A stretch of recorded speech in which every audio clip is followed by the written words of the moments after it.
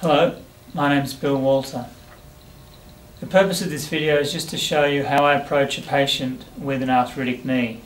And before examining the patient, of course, we take a history, and as well as the social and medical history, the orthopaedic history regarding knees is directed at the pain profile, the joint profile and the activity profile. So the pain profile includes the location of the pain, whether there's any radiation, and what the exacerbating and relieving factors are to do with the pain.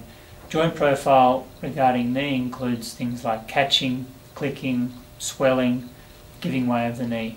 In the activity profile, we ask questions about what activity limitations the patient has related to their knee arthritis, and this may be difficulty climbing stairs, difficulty walking or rising from a chair, etc. After we've taken the history, move on to the physical examination.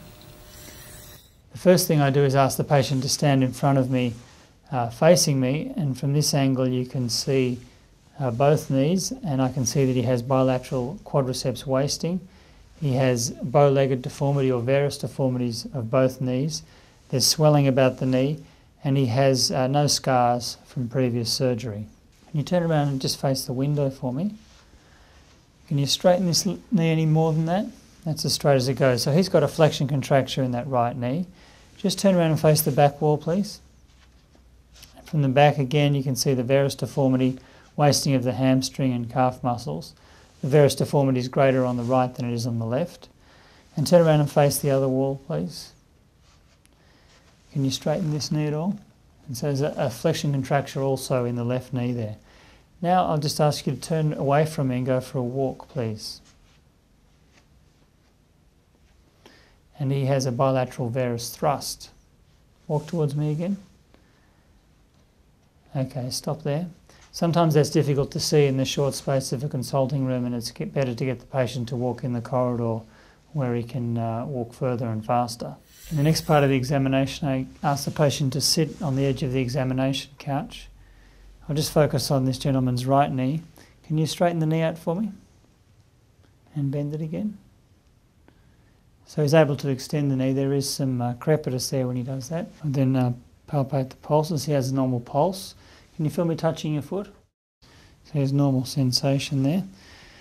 Next I would assess him for an effusion with the wipe test, where you wipe the fluid out of the knee and then wipe back down the other side. In this case there's no effusion.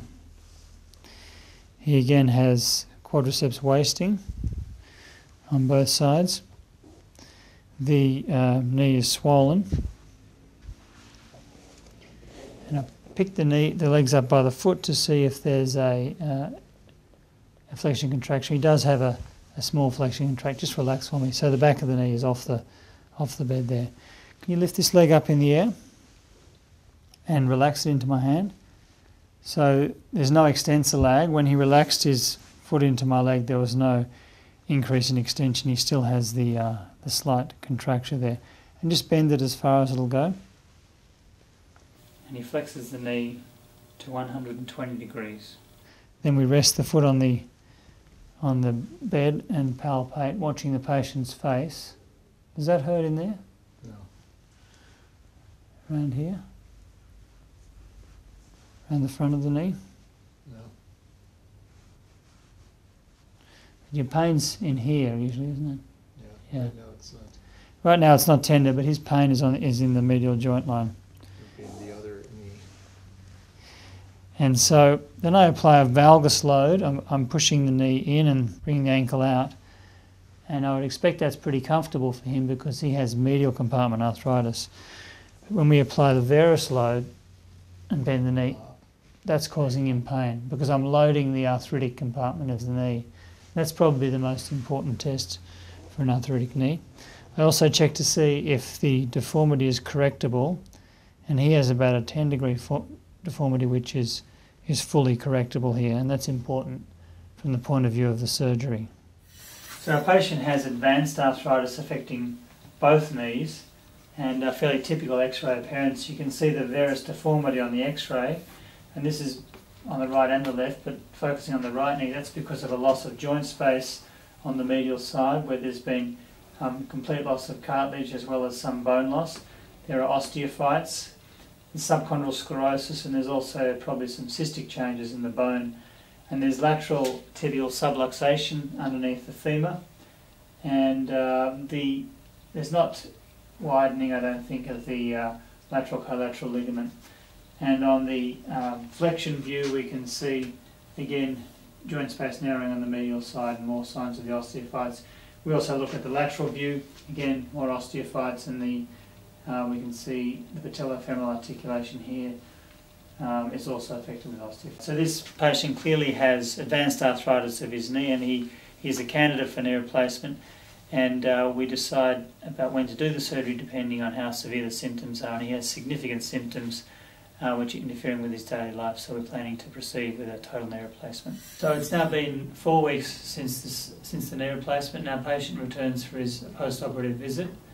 The x-rays of his knee replacement are here, and you can see that he has a few degrees of fixed flexion, which is pretty common for this time after surgery, but that will come out, and he flexes to about 135 degrees with no lag.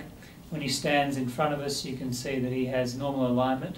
Remember, he had the varus deformity before, and on the right, the side that's had the surgery, he now has normal alignment, and when he walks he no longer has the varus thrust on the right side. The left knee is still arthritic, and we're planning to do the surgery on that side for him probably next year. Thank you very much.